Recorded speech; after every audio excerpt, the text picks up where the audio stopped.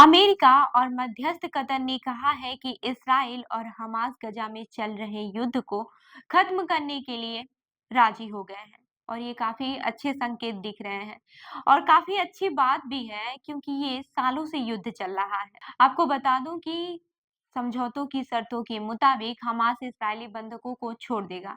इसके बदले इसराइल भी फलस्तीनी कैदियों को रिहा कर देगा। पिछले सवा साल से चल रहे इसराइल हमास युद्ध को देखते हुए इसे एक अहम कामयाबी माना जा रहा है।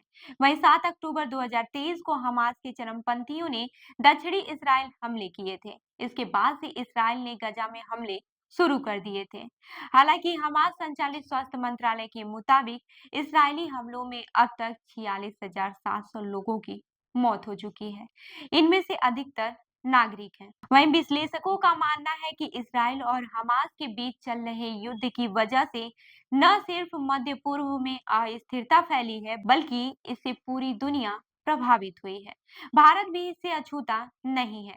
यही वजह है कि भारतीय विदेश मंत्रालय ने गजा में सीज फायर और बंधकों की रिहाई के लिए हुए समझौतों का स्वागत किया है। भारत के विदेश मंत्रालय के बयान में कहा गया है कि भारत को उम्मीद है कि इस समझौते से गजा के लोगों तक बिना रुकावट के मानवीय मदद पहुंचती रहेगी। हम लगातार सभी बंधकों की रिहाई, युद्ध विराम, बातचीत और कूटनीति के जरिए इस मामले को सुलझाने की वकालत करते रहे हैं। वहीं अमेरिका राष्ट्रपति जो बाइडेन के मुताबिक 3 चरणों में लागू होने वाले इस समझौते के तहत युद्ध विराम, बंधकों की रिहाई और गजा में पुनर्निर्माण से जुड़े कदम उठाए जाएंगे। वहीं इसराइल और हमास के बीच समझौते से भारत को भी कई मोर्चों पर राहत मिल सकती है। इसराइल और हमास के बीच संघर्ष की वजह से अस्थिरता के दौर से गुजर रहे मध्य पूर्व से भारत के गहरे आर्थिक और सामरिक हित जुड़े हैं। ऐसे में यह जानना जरूरी हो जाता है कि इसराइल और हमास के बीच अब तक चल रहे युद्ध ने भारत के हितों को किस तरह से प्रभावित किया है और अब तक युद्ध विराम में उसे कहां-कहां राहत मिलेगी। आपको बता दूं कि भारत अमेरिका और चीन के बाद से कच्चे तेल का तीसरा बड़ा आयातक देश है।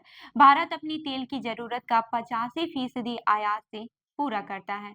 यूक्रेन पर हमले के बाद भारत ने रूस से तेल का आयात काफी बढ़ा दिया था, लेकिन अभी भी इसके तेल आयात में मध्य पूर्व के देशों की बड़ी हिस्सेदारी है। रूस से तेल खरीद में तेजी के बावजूद अप्रैल से सितंबर 2023 के बीच भारत ने मध्य पूर्व और अफ्रीका देशों से अपनी जरूरत का 44% तेल खरीदा था। इसके एक साल पहले तक ये आंकड़ा 60% था। वहीं साल 2024 के अप्रैल महीने में जब इसराइल ने ईरान पर हमला किया था, तो कच्चे तेल के दाम में अचानक तेजी आ गई थी और ये $90 प्रति बैरल तक पहुंच गया था। इसी तरह जब 13 जनवरी 2025 को अमेरिका के बाइडेन प्रशासन ने रूस पर नए प्रतिबंध लगाए, तो भी तेल के दाम एक बार फिर से बढ़ गए थे। अगर मध्य पूर्व में अशांति बढ़ती है तो भारत का आयात बिल बढ़ता जाएगा।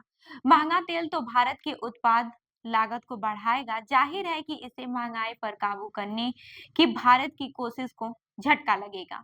इसराइल और हमास के बीच संघर्ष विराम से निश्चित तौर पर मध्य पूर्व में स्थिरता आएगी और तेल आयात के मोर्चों पर भारत को राहत भी मिलेगी। वहीं कच्चे तेल की ब्रेंट फ्यूचर्स कीमतों में हर $10 की बढ़ोतरी भारत के चालू खाते का घाटा आधा फीसदी तक बढ़ा देती है।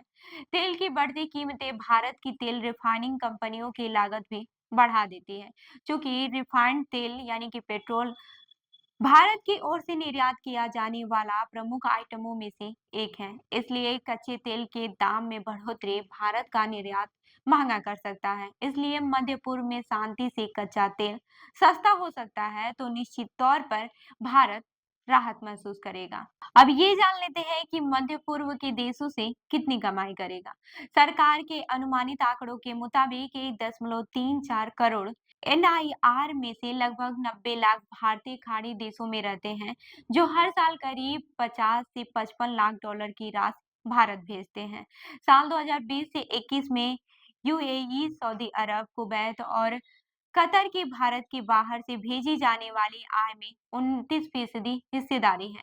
इसके बाद से अमेरिका का नंबर है, जहां रहने वाले भारतीयों की ओर से देश भेजी जाने वाली रकम में 23.4% हिस्सेदारी है। अब रक्षा के क्षेत्र में देख लेते हैं कि कितना फायदा होगा। युद्ध विराम के समझौते के बाद से इसराइल भारत के साथ रुके रक्षा सौदे पर ध्यान दे सकेगा। Stockholm International Peace Research Institute के आंकड़ों के मुताबिक 2012 से 2022 तक इसराइल ने भारत को 2.9 अरब डॉलर के हथियारों का निर्यात किया है। इस दौरान भारत इसराइली हथियारों का सबसे बड़ा खरीदार बना रहा। 2017 में भारत ने इसराइल से 60 करोड़ डॉलर से अधिक के हथियार खरीदे थे। वहीं 2022 में भारत ने इसराइल से 24 करोड़ डॉलर से अधिक के हथियार खरीदे।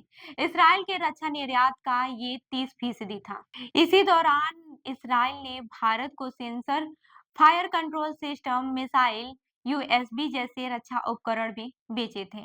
बराक एयर डिफेंस सिस्टम, हेरन और स्पाइस सीरीज के गाइडेड बम भी भारत ने खरीदे थे। हालांकि इस बात के सबूत नहीं है कि इसराइल और हमास के युद्ध की वजह से भारत और इसराइल के बीच रक्षा सहयोग धीमा पड़ा है, लेकिन युद्ध विराम के बाद से रक्षा सहयोग और रफ्तार पकड़ेगा, ये तय है। अभी हाल ही के कुछ सालों में मध्य पूर्व के देशों की भारत की मध्य पूर्व देशों में दिलचस्पी बढ़ी है।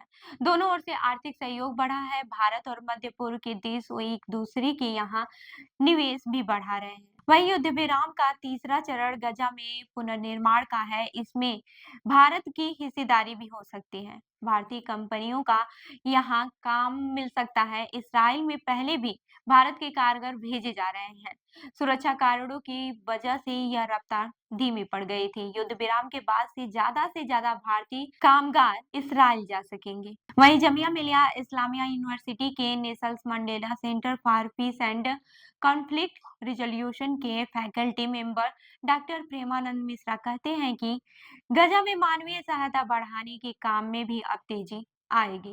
भारत इसमें अहम भूमिका निभाएगा और शांति कायम करने की कोशिश में बढ़ चढ़कर हिस्सा लेगा।